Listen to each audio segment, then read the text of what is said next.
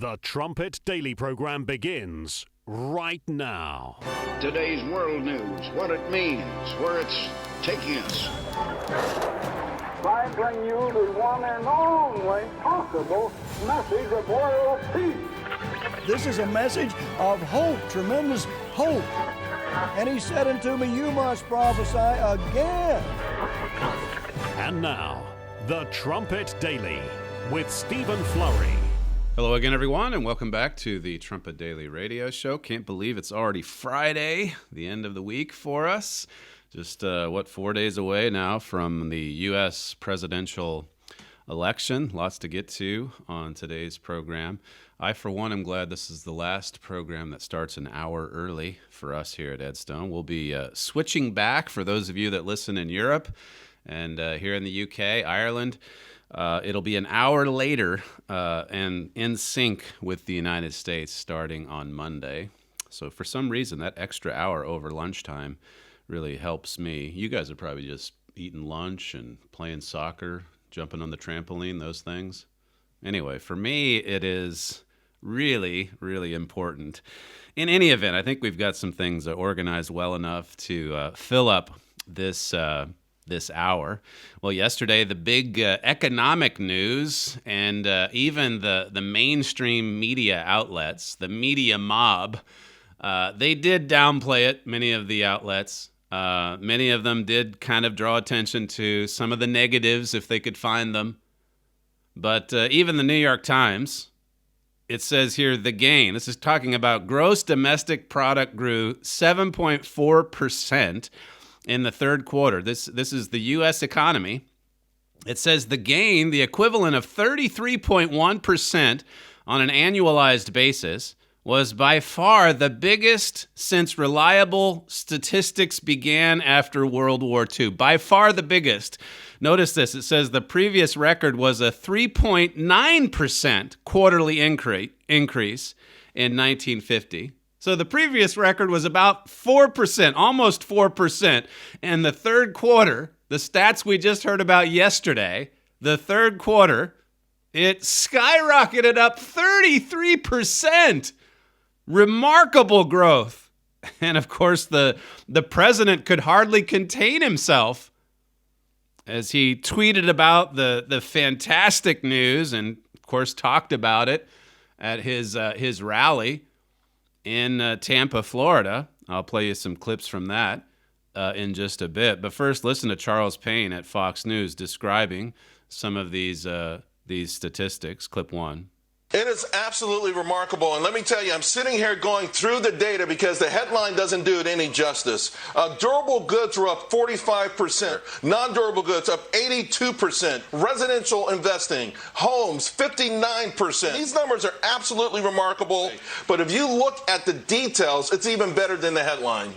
If you look at the details, the headline doesn't do it justice.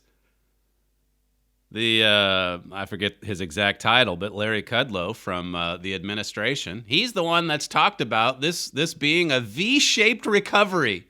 All right, the plague hit us, everything fell apart, but we're coming back strong. That's what he's been saying. That's what Donald Trump has been saying. We went straight down for a few months. Now we're going straight up. And the statistics back it up. Here's Larry Kudlow yesterday, clip 2. I think it exceeded all expectations. It is a record high, Sandra. Since the data going back to 1947, we've never had anything remotely close to this. And let me add, this thing was kicking on all cylinders. Automobile production, for example, up over 1,100% in the third quarter. Big numbers on consumer spending, big numbers on housing, big numbers on capital equipment, machinery and manufacturing and so forth. And here's a key point, I think. The inventories are depleted. We've had, there's not much on the shelves. There's a lot of demand going out there for autos and consumers and so forth. So inventories are going to be rebuilt this quarter. The momentum is going into the fourth quarter and will go into 2021, assuming policies are good. This is not a one-time impact. This is going to go on. It's a strong, strong recovery. The V-shaped concept that I coined a while back, looking pretty good right now. It's looking pretty good right now. And of course, the president's there saying that, all right, if you elect Joe Biden, you can expect your taxes to go up. You can expect to go right back into lockdown. As I said on yesterday's program, the contrast between the two, it couldn't be any more clear. Here's what MSNBC had to say. Joe Scarborough. When Joe Scarborough comes out and says, "Man, this is huge," you know it's a big day for the Trump administration. Clip 3. Yes, the economy is growing at 7.4%. The number looks great. It's a historic number. It comes on the heels of a lot of pain in the past and some pain to come. But still, bottom lining this, for the election that everybody's looking at 5 days from now, Donald Trump's going to be able to run around and saying, this last quarter, the economy grew at a record rate, the highest rate ever, period, end of sentence. So that's the left wing acknowledging the obvious, and the president has been, of course, running around talking about the booming U.S. economy. Here he is yesterday at Tampa in Florida at a Florida rally. Clip 13. Thanks to our policies, America is experiencing the fastest and biggest recovery. We're having the best recovery anywhere in the world. No other country, small or large, is recovering like us. Yesterday, and then just one more clip 4. You look at Germany, you look at all of these countries, they're now locked down. They've got a lot of problems. You look at our numbers, look at our recovery, fastest recovery. We went down the least economically, went down by far. As much as it's painful and terrible, we went down the least. We've done an incredible job. So that's the president also pointing out, as I noted yesterday, that here in Europe, all of this news comes at a time when nations in Europe are heading back into lockdown. And of course, the nations here in this part of the world, they were hit hard by the first one. And now they're going right back into it. Even as the U.S. economy surges forward. What have we told you about the U.S. resurgence? What have we told you about the Jeroboam end? That's in 2 Kings 14 and elsewhere, certainly. Amos 7, of course, but 2 Kings 14, you can review that passage of Scripture. And then all the literature that we've put out there, like in Great Again, my father's booklet. But this is from an article back in March of this year. My father said, the resurgence in America today is causing some people to grow complacent. That's a grave mistake. This temporary revival is just God giving people one last chance to repent. He's giving us one last chance to repent. You look at all that's happened. I noted just yesterday how that even in the last couple of weeks, how many victories this administration has been able to claim. And we're not here cheerleading for them. We're here acknowledging what God has prophesied. My father has also said that once that power, the power that's backing this movement, once it's gone, well, you can expect, the V shape to go in the other direction. It's really being set up for everyone to feel so good about America's future, about a resurgence, and of course, complacency, as he indicated there, will set in. My father said in Great Again, the modern-day Jeroboam fights for many good causes, but in the process, he gets people to look to him as the solution, not the omnipotent, all-powerful God. We're looking to a man, and of course, Jeremiah 17 says, don't do that. Don't put your trust in a human being. And then back in, again, switching back to March 2020, it says, because of the progress he's making, many people believe that the danger is past. That's speaking of this administration, and that the nation's heading in a new direction. But sadly, this will not change the country's direction. The only thing that would is repentance toward God. That's what would change our direction for the better. Repentance, true repentance. God leading us to repentance, as it says in Romans 2 and verse 4. You've got to step back and see all of this in the context of end-time prophecy. Listen again to what the president said yesterday in Tampa. This is clip 5. Now, Germany said it the other day, and I have roots in Germany. But Germany said it the other day. They like Barack Hussein Obama, and they should, because Germany is delinquent in their NATO payments, very delinquent. They're at a half a level, and they're very rich. They can do whatever they want. It's not like they don't have the money. And I call them out. I say, if you don't pay, we're going to start taking our troops out. And these people go crazy.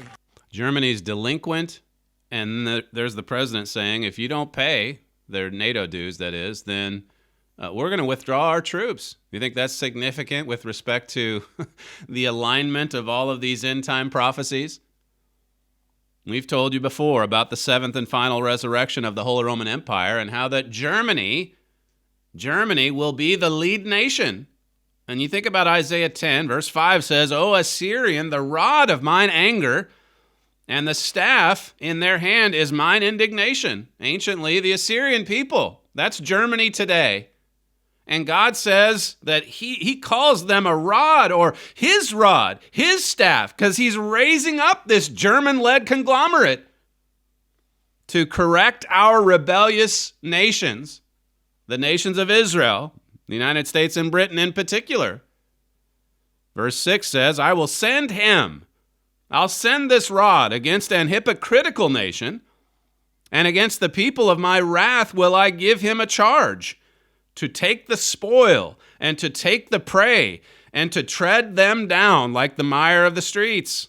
So God sends this rod of anger against a hypocritical nation, against also a rebellious church. So many of God's people falling away from the truth in these last days. It's important for us to be reminded of the fact that God's doing the afflicting here. God is the one using Germany and the 10 kings to correct Israel. Verse 7, finally, it says, Howbeit he means not so, neither does his heart think so, but it is in his heart to destroy and to cut off nations, not a few. None of them would think this if you were to ask them today. There certainly is competition between the nations. You see that now with trade wars and such. Even in that statement from President Trump, Germany is delinquent. And we've threatened to remove our troops. You think Germany likes hearing this from the current U.S. administration? And how will that relationship be going forward should President Trump be reelected next week? I talked to you yesterday about this rift, this transatlantic split, and the significance of it. You go back to that March 2020 article, My Father's Peace, earlier this year. He said there are 3 end-time leaders prophesied to come in the deceptive, destructive spirit of Antiochus. All 3 Antiochuses seek to blot out the name of Israel, physically and spiritually. So we don't want to lose sight. We've certainly seen this administration go to war against the political Antiochus that preceded him. And that spirit of Antiochus is still strong. You can see an almost even divide in the United States. But we don't want to forget about that Assyrian Antiochus, the one that comes out of the heart of Europe. God is raising up that rod to correct his nation, Israel, or the end-time nations of Israel. Jeremiah Jacques, by the way, speaking of not just Europe, but Russia and China as well, he sent out a trumpet brief last night with this astounding statement from Vladimir Putin. Jeremiah says, Russian President Vladimir Putin said on October 22nd, so just a few days ago, that it is possible Russia and China will forge an official military alliance. So you have all of these other nations positioning themselves, and wouldn't you know, it's falling right in line with what your Bible prophesies. A military alliance between Russia and China. And for much more on that, you can get our booklet, Russia and China in Prophecy. Jeremiah says here, Putin was asked whether he and his Chinese counterpart, Xi Jinping, might elevate the relationship between their two countries to an official military union. And this was Putin's answer. It is possible to imagine anything, said Putin. We have always believed that our relations have reached such a level of cooperation and trust that it is not necessary, but it is certainly imaginable in theory. I mean, it's possible that we might come out with an actual military alliance. China with its more than 1 billion people, and then Russia with all of its military power, an alliance between these two. Well, you look, just to switch back to the United States for a moment, and really, even with this resurgence, even with this V-shaped recovery, the last 4 years have certainly shown us, as my father wrote a couple of years ago, just how vulnerable we are because we're so deeply divided. Deeply divided. My father said in 2018, God is watching over and guiding events in America. If he were not, this nation would already be destroyed. So it's not a time to be complacent. The nation would have collapsed already were it not for God's intervention. The resurgence is just temporary, though. George Friedman, he's a really sharp analyst, particularly when it comes to Germany and Europe. But with respect to America, Richard was pointing this out this morning, with respect to America, he never has been too worked up over the division in the United States, because he'll point back to history and say, well, we've been here before. You have the deep divide between the North and the South leading up to the Civil War. You have, going back even earlier, Alexander Hamilton. He died in a duel with an opponent of his, a political opponent of his. So it's not like we haven't seen division before or even violence. And so this is all normal. But according to Friedman now, here he is writing in 2020. He's been around for quite a while. And he's looking at the American landscape and he is concerned. He's worried. Why is it different this time? He says there's something that alarms me without causing me to be frightened, at least not yet. A hatred of supporters. What he finds alarming this time around is the contempt, the visceral hatred of the other side, whether you're looking at the blue or the red. He says in every election there are candidates, and each is generally loathed by their opponent's constituents. That's not new, but beginning in 2020, supporters of one candidate began to despise the supporters of the other candidate with visceral rage, he says. He talks about some of the comments in 2016, Hillary Clinton calling the Trump supporters deplorables and such. It says, it is no longer that the candidates might deplore opposition supporters, but that their supporters hate each other. In a poll a while ago, about 75% of New York liberals said they would refuse to date someone who supported Donald Trump. There was a comment just last night, Don Lemon. Don Lemon said that he's had to end a lot of friendships because of friends that supported Donald Trump. And then he said, if you just would give up on Trump and come back, I'd welcome you back. I mean, this is a news commentator basically saying I can't even have a relationship with someone if he's a supporter of Donald Trump. That's a commentator today. It says each camp has come to see the other as contemptible. The contempt is expressed as Trump voters being racist or the like, and Biden supporters wanting a powerful government to strip people of their rights. Each is seen as morally depraved, and each is shunned by the other. So what happens after the election? Where is this headed? He says this, a vast part of America will continue to loathe. Historically, he brings out that, you have both sides bitterly opposed to each other, but then once the election is settled, then they come together and move on. Not so this time, in George Friedman's estimation. He says a vast part of America will continue to loathe another vast part of America. To me, what is frightening is that this time it won't go away. It has in the past, but I don't think it's like this. in the past.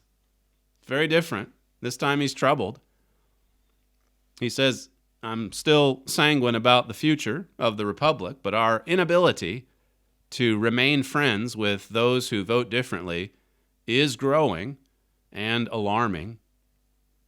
This is cause for alarm. I wasn't able to get to this story yesterday by Vice. This is a left-wing publication, but it's highlighting all of the divisions in the United States, saying that, it's not just that we're headed for civil war, we might already be there.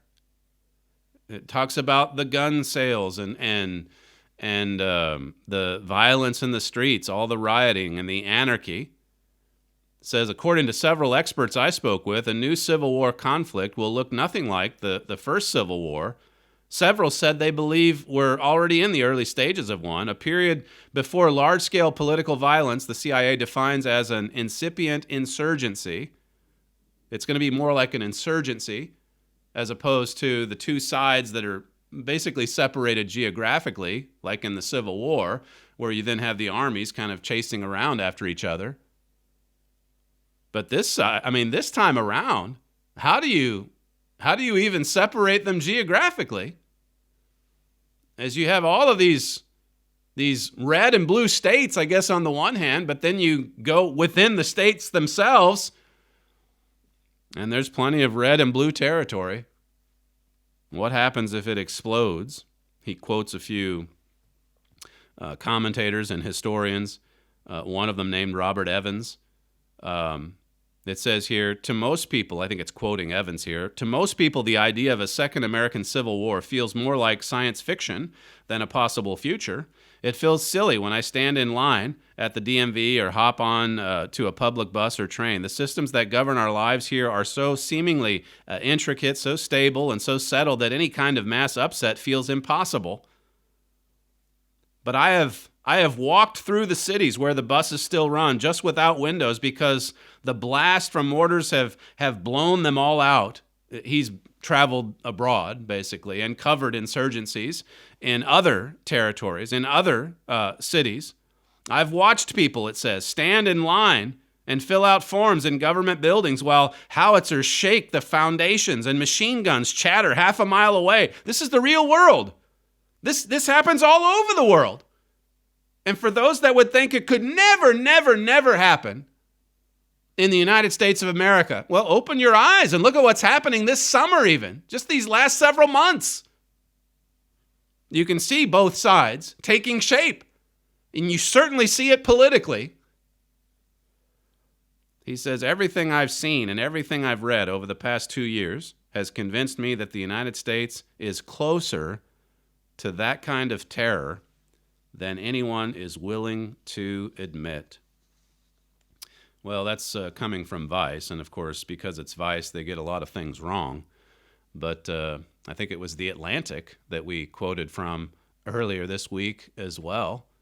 So some interesting things to think about in the midst of this V-shaped recovery, particularly given all that's happening at the same time in Europe, in Germany, in Russia, and in China. And I'm not even into the Middle East as yet. In any event, when we come back, we'll talk a little bit more about To Be Masked or Unmasked, as we discussed yesterday, and then also we'll have a short update too on the cover-up of the Biden family business scandal. You're listening to Stephen Flurry, and this is the Trumpet Daily Radio Show. If you'd like to email the program, you can submit feedback to td@kpcg.fm. We'll be right back.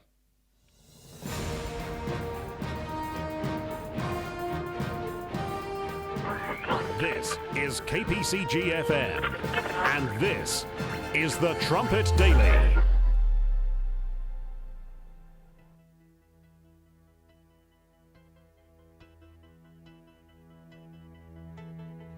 Revelation 6 stands out as an important chapter because of how it locks in with another one of Jesus Christ's prophecies. The glorified Christ revealed these future events to John in Revelation 6, and it was Jesus Christ as a human being, God in the flesh, who prophesied these same events in Matthew 24, the same Christ. In the traditional Christian world, we hear a lot about Christ as our sacrifice, our Savior. But how about Jesus Christ the prophet? That's exactly what he was. His gospel and his whole message revolved around prophecy. So to know Christ means to know about the prophecies he spoke in Revelation and in Matthew. This free booklet, The Four Horsemen of the Apocalypse, shows that what Christ prophesied in Matthew 24 is primarily for the end time. For more than 5 decades, Herbert W. Armstrong declared a powerful and consistent warning about the dramatic fulfillment of end-time prophecy. Using the Bible as his guide, Mr. Armstrong made bold predictions about the course of world events long before they occurred. He was right encapsulates what he boldly proclaimed for more than 50 years. This free booklet will build your faith in the certainty of biblical prophecy. Request He Was Right and The Four Horsemen of the Apocalypse. Both booklets are offered free of charge at no cost or obligation to you. To learn more, please visit thetrumpet.com.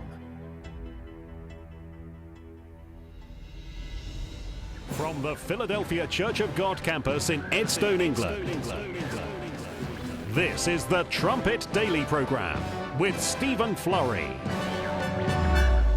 Europe, as I covered yesterday, is now heading into lockdown 2.0 because of all the infections. Now, you listen to the media in the United States, and you would just assume that America might be in the midst of the worst of it all. But if you look at some of the numbers, Sam crunched these numbers for me. Yesterday in the U.S., there were 91,000 new cases, and France, just France alone, had 47,000 new cases. Now, since France is about 1/5 the size of the United States population-wise, the fact that it has half as much as far as the United States is, just to compare with the U.S., half as many infections.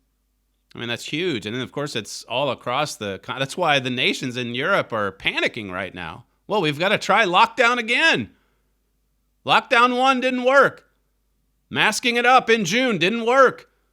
So let's go back and try what we did at the start.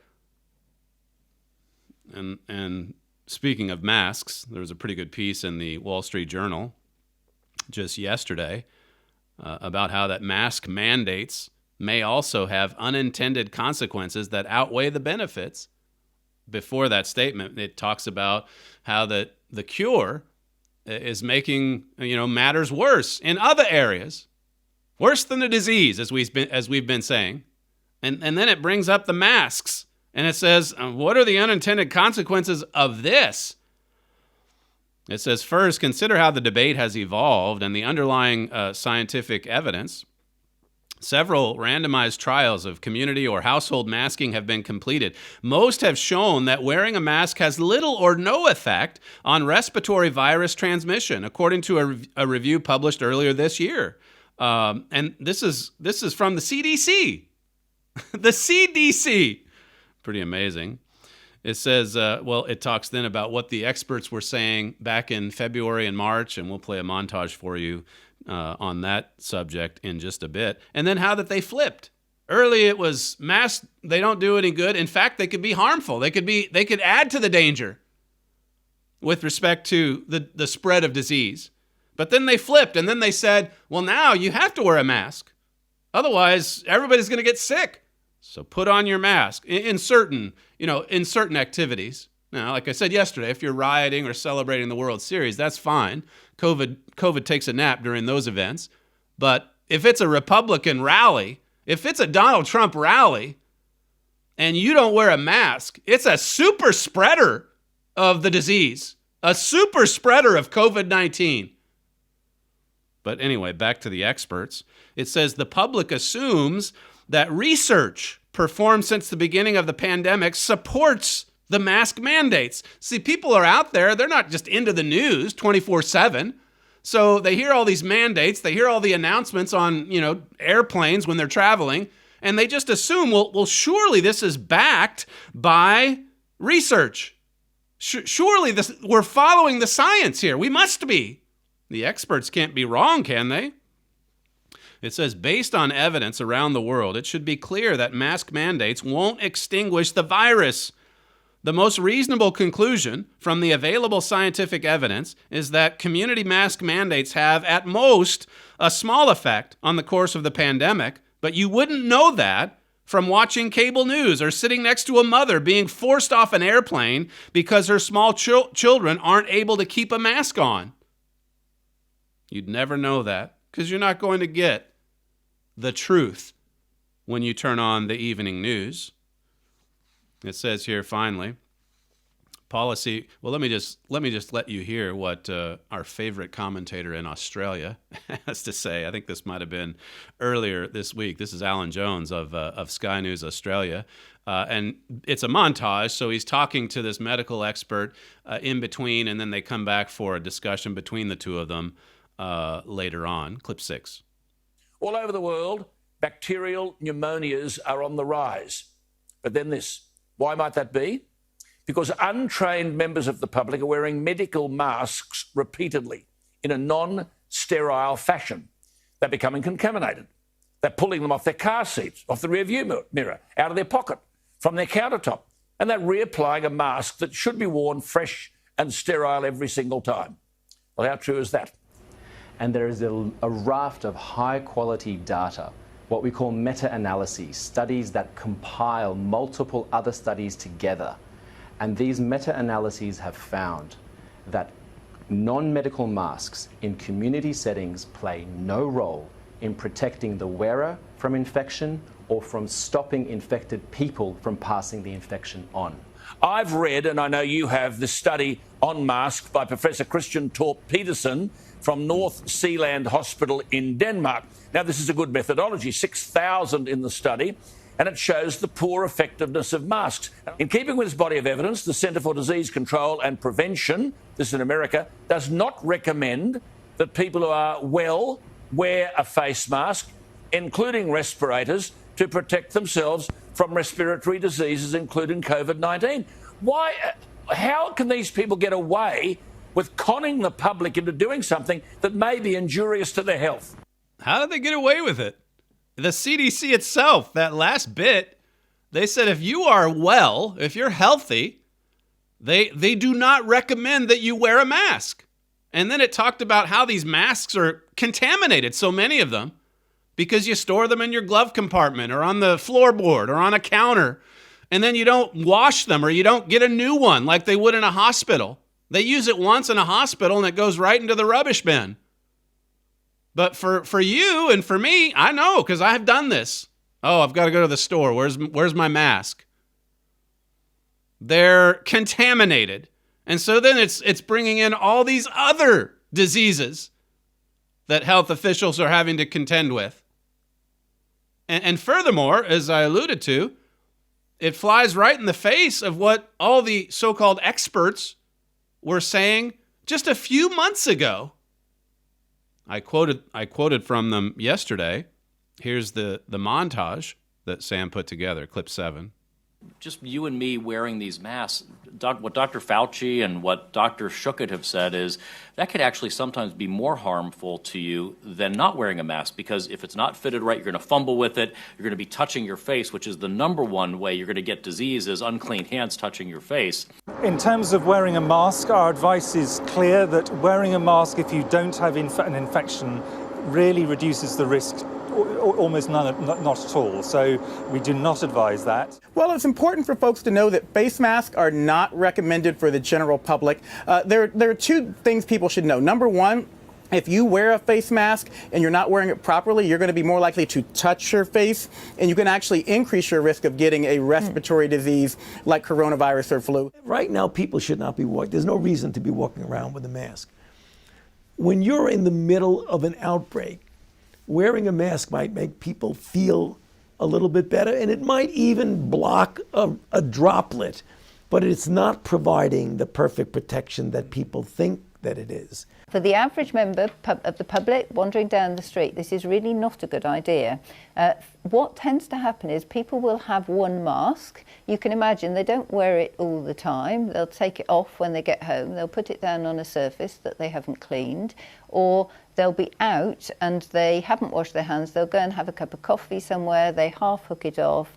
They'll wipe something over it, they'll put it back off, and in fact you can actually trap the virus in the mask and then start breathing in. So they could be putting themselves more at risk by wearing a mask than not? It just doesn't, so yes, because of this issue of, if you like, behavioural issues, which are really important when we're talking about infectious diseases, people can adversely put themselves at more risk than less.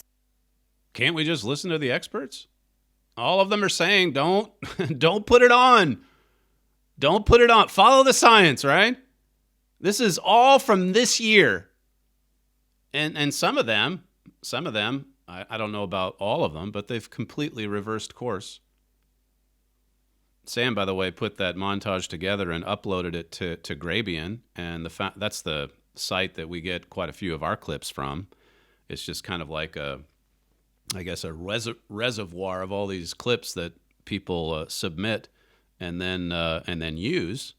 So we sent that in, and then the owner of the site, or the creator of that site, he tweeted out the montage last night. If you notice that clip, it had the Trumpet Daily Radio Show in the upper left. That's how we uploaded it, so that whoever sees the montage, it was actually used on talk radio yesterday, last evening, Mark Levin's show.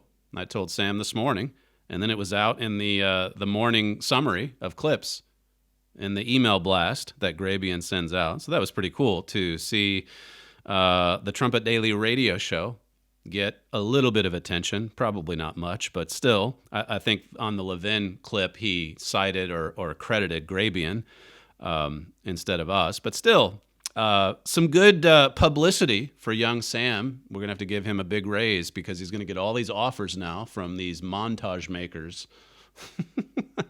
In any event, I mentioned that they're reversing course, and listen to this astounding soundbite. This is Fauci. Anthony Fauci he's been confronted on this. Now, you said back in March, you said that we really shouldn't take, it might cover a droplet, but it really doesn't do much good at all. And listen to Anthony Fauci. Listen to him explain why they all said masks were bad back in February and March. Clip 8. What about a month or so, or 2 or 3 ago, when people were saying, you don't really need to wear a mask? Well, the reason for that is that we were concerned, the public health community, and many people were saying this, were concerned that it was at a time when personal protective equipment, including the N95 masks and the surgical masks, were in very short supply. And we wanted to make sure that the people, namely the healthcare workers, who were brave enough to put themselves in harm's way to take care of people who were infected with the coronavirus and the danger of them getting infected, we did not want them to be without the equipment that they needed. Now, for a time, that man was perhaps the most powerful man in the United States. You go back to the early stage of the pandemic, lockdown 1.0, and he was it. He was final say. And that's him admitting that we lied to you because we didn't want to run out. We had to make sure we had enough masks for the healthcare officials. So we lied to you. He says the reason we said masks were no good is because we had to conserve the supply.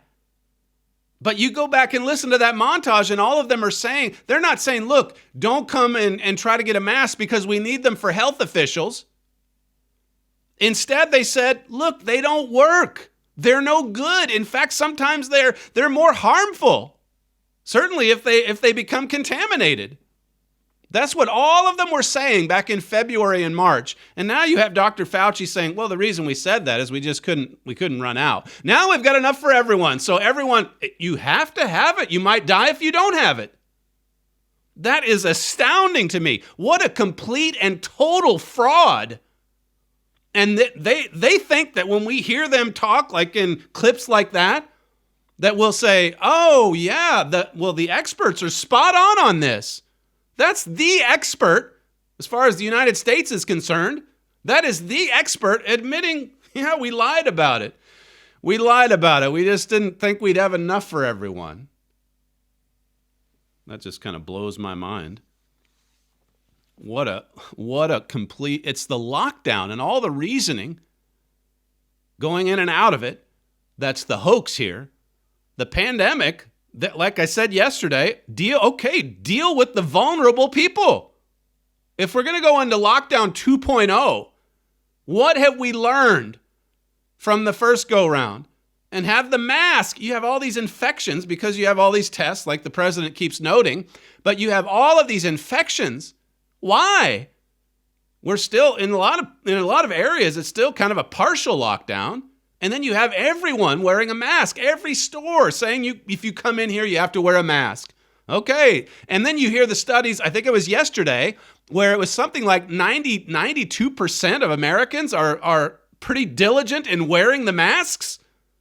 So why hasn't it stopped the rate of infections that are spreading? And then, like the Sky News commentator Alan Jones said, or I guess it was the guest he had on, what about other diseases that are introduced because of a mask that's contaminated? Well, back and forth, I suppose both sides will go, but to see the contradictions, to see the outright lies, and to see the level of trust that these media mouthpieces give to not just the experts in general, their favorite experts. Fauci can say whatever he wants. He can flip-flop all over the place like a fish out of water if he wanted to. And still, he's revered, he's worshipped on CNN, MSNBC. He's got the final say. If he says it, then, hey, Melbourne, that's the standard. Fauci says so. And then you've got the commentator. Why can't we go into a 111-day lockdown? And on it goes. There's that. And then you have this ongoing cover-up. Speaking of the media, Hunter Biden, NBC News came out saying that all of these allegations, all of this evidence, that really it stems from this dossier concocted by Biden's political enemies. This, speaking of astounding, this is the title of the NBC article, How a Fake Persona Laid the Groundwork for a Hunter Biden Conspiracy Deluge. So I won't get into the quotes from this article, but this is NBC basically saying that it was this dossier that got all of these rumors off and running regarding Hunter Biden and the Biden family crime spree. Now, you know all about the Steele dossier, the one that NBC and all the rest of them ran with just a few years ago. Nothing of truth in that document. So now here is NBC flipping that on its head and saying this time, hey, it's a dossier that's kind of generating a lot of this, and we can't trust a dossier. That's what they say this time around. It is unbelievable. And meanwhile, you have this deluge of facts, emails, text messages, pictures, videos, and so on, and they just refuse to look at it. They will not look at it. They will not examine it. In their minds, it's been completely and thoroughly debunked. Listen to Stephanie Ruhle on MSNBC, clip 10. Absolutely. We should note Hunter Biden isn't running for president. That argument has been debunked. So never mind him. He's not running for president. And all of this evidence about him, it's been thoroughly debunked. Has it? Because last time I checked, it's just been censored. The whole story has been censored. The laptop, everything. You tweet about it if you're the New York Post, and you lose your account. And so the censorship continues. Newsbusters put together this devastating montage the other day. And what happens here in this montage is you hear all of the talking heads in 2019. Keep in mind, the first half of this montage is just a year ago. It's just a year ago when all of them in unison were saying, no evidence. There's no evidence. There's no evidence. There's no evidence. And then the evidence turns up, and believe me, the evidence, did it ever turn up with the laptop, with Bobulinski, with other sources as well? All the wire transfers and whatnot, And then the second half of the montage is the coverage from the past few weeks, where every single one of them, they're operating from the same exact memo. They all get the talking point. Okay, now the evidence is in, so what should we say? Russian disinformation. Russian disinformation. Listen to it for yourself. Clip 11. I just want to deal in fact, because there is so much speculation out there, and there is zero evidence that Hunter Biden or Joe Biden did anything wrong here. We should note, again, and you and I have said this in the air many times, there is no evidence that Joe Biden was, involved in any wrongdoing. Of course, I want to note that there is no evidence that Joe Biden or Hunter Biden has done anything wrong. I just want to reiterate. And let's be clear for the viewers. There is no evidence Biden did anything wrong. I'll note again, because it's important. There is no, I repeat, no. There is no evidence that either Biden did anything illegal. There's been no evidence. There was no evidence. There's no evidence. There is no evidence. There is not an iota of evidence. No evidence Biden did anything wrong. There's really no evidence that Joe Biden did anything wrong. Nobody's ever accused there's no evidence whatsoever that Joe Biden did anything wrong. Got that? Joe Biden did nothing wrong. Hunter Biden did nothing wrong. And so on the screen now it says, but now that there is evidence.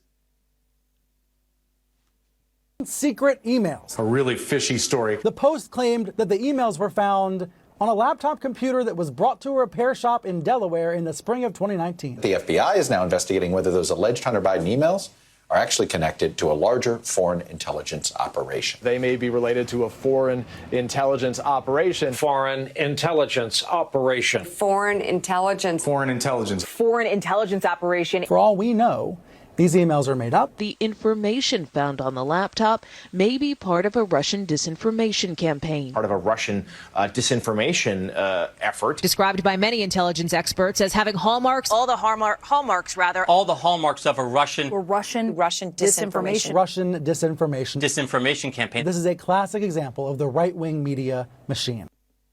I just use all the same words even. I mean, like I said, that's just devastating. It makes so many of them look like fools.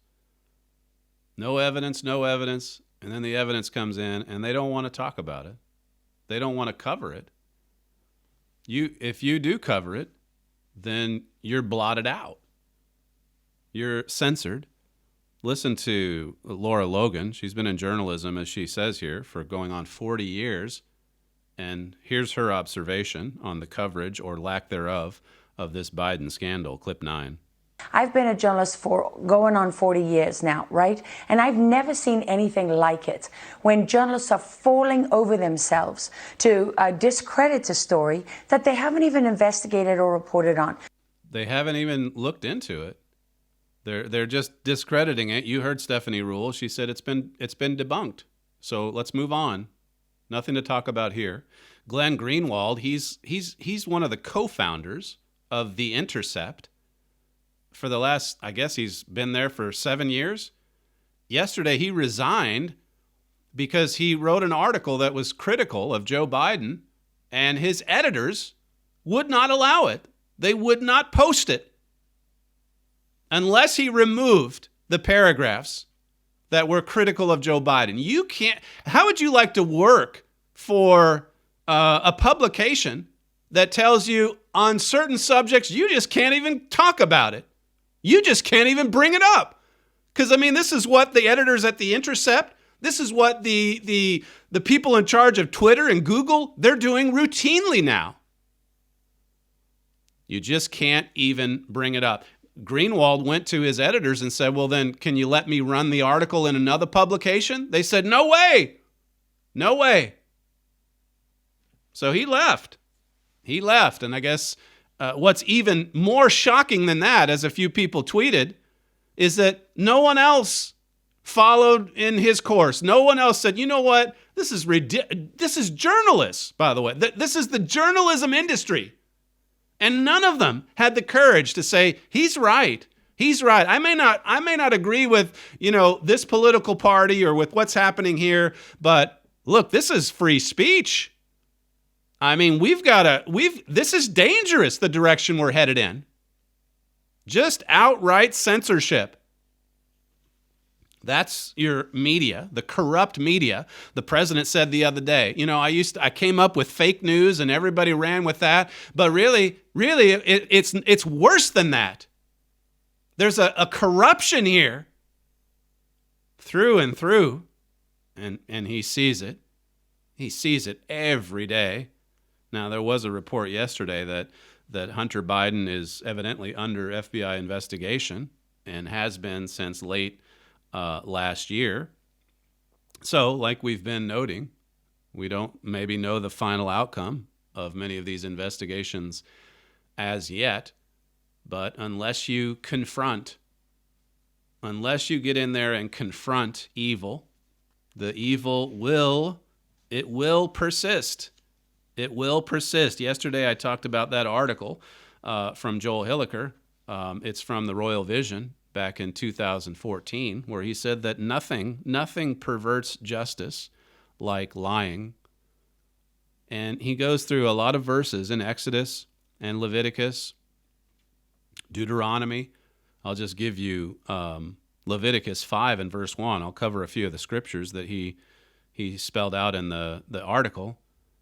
It says, "And if a soul sin and hear the voice of swearing and is a witness, whether he has seen or known of it, if he do not utter it, then he shall bear his iniquity." That's God basically saying, if you see a crime, if you witness a crime, then you've got to come forward and make the truth known. We all have a part in this system of justice, in God's world, that is, in God's nation. God established the nation of Israel to be separate and apart from all the other nations. And they didn't have God's spirit, of course. It's going to be, in the world tomorrow, it's going to be, God's government will be in force.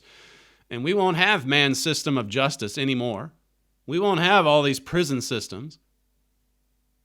There will be law and order. There will be punishment for those that commit crimes, and it'll be applied immediately. But this is the way it was set up in ancient Israel, just to protect people, to make sure that the crime is punished, and to bring someone to the point of changing their behavior. Or if it's a really serious crime, to just put them to death. And then the people would hear and fear, as it says at the end of Deuteronomy 19. Listen to this, Deuteronomy 19, verse 16.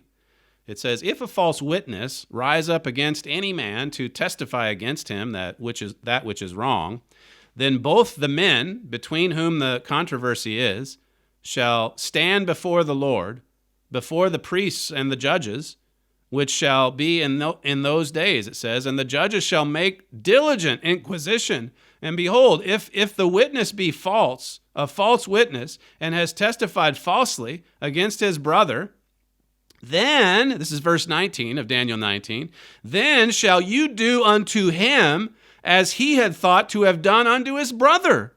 So shall you put the evil away from among you." If there's a false witness that comes forward with these scandalous charges and he's lying, well, then give him the punishment that you would have given to that actual criminal if he was telling the truth. Just reverse it right on top of his head. God did not tolerate lying.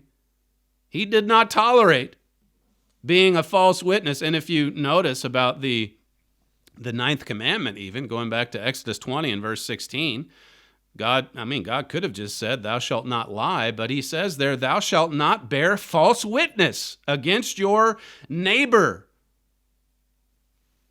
He spells it out in legal terms. Do not bear false witness. It's so damaging. Destroys nations. It destroys communities. Lang's commentary says this of that commandment: not only every lying, but in general, every untrue and unfounded testimony is forbidden. Also, not only testimony before the judge, but in general, every untrue testimony. Violates that ninth commandment. That command is there to protect an individual's reputation. Switching back to Deuteronomy 19, again, the false witness was to be punished. And then notice verse 20, Deuteronomy 19 and verse 20, it says, and those which remain shall hear and fear, and shall henceforth commit no more any such evil among you.